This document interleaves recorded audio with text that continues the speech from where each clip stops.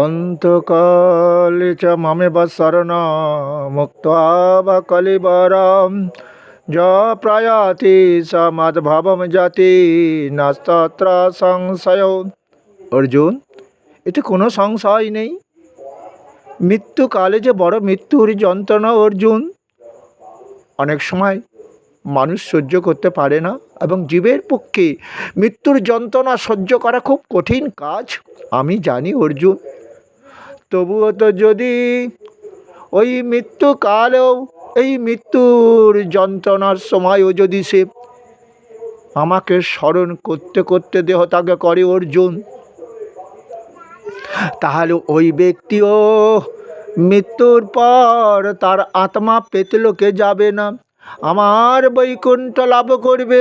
কারণ জং জং বাপি শরণ ভাবং তন্তে কলিবরম তং তমে বৈতি কন্তে সদা তদ্ভাব ভাবিত। কারণ মৃত্যুকালে জীবে যাহাই চিন্তা করিতে করিতে দেহত্যাগ করে, মৃত্যুর পর সে যে সেই ভাব নিয়ে জন্মাবে। তাই আমার ওই ভক্ত আমাকে ডাকতে ডাকতে যদি মারা যায়, ও যে 84 লক্ষ জনে ভ্রমণ করে কত কষ্ট ভোগ করেছিল, এখন তখন সে কাম ক্রোধ লোভকে জয় করতে পারিনি, তাই তার একান্তই জীবনে কামনা কি? এই কৃষ্ণ নাম। যেমন হরিদাস আমার, সে যে কৃষ্ণ নাম এছাড়া কিছুই জানত না। তাই সেই হরিদাসের মতো যদি আমরা কেউ সেই ভগবানকে চিন্তা করতে পারি, এবং সেই রাত্রদিন নাম লয় খাইতে শুইতে আমার ভগবানের সেই জ্ঞানের কথা মেনে চলি, খেতে খেতে শুতে শুতে, অর্থাৎ যে নাম আমরা করেছি, মৃত্যুকালেও কিন্তু সেই নামটাই তো মনে থাকবে। আর কোনো নাম মনে কি পড়বে?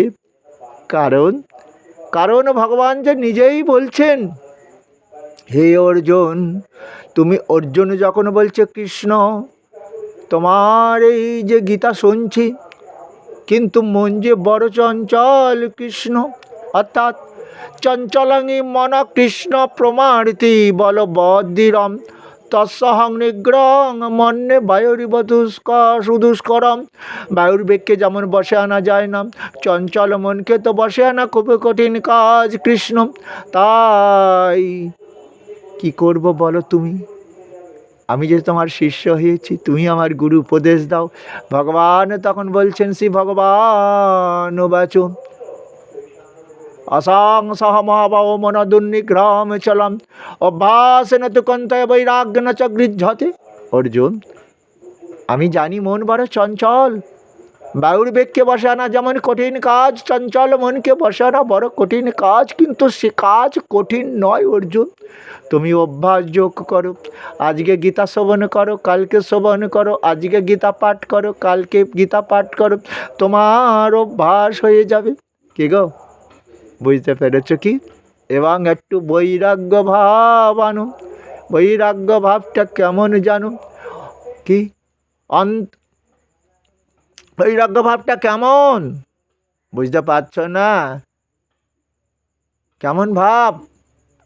অর্থাৎ অনিত্যমা সুখং লোকমিমাং প্রাপ্য ভজস্ব মাম। এই সংসার থেকে যে সুখ লাভ করছো ওটা অনিত্য, নিত্য হচ্ছি আমি কৃষ্ণ, এটাই মনে রাখো।